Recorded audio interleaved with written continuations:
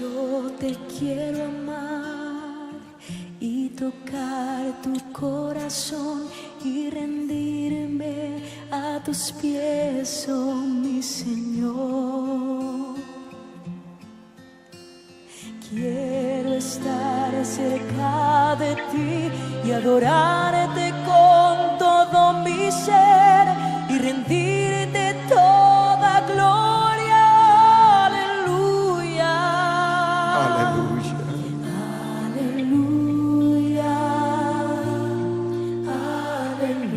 Aleluya. Aleluya.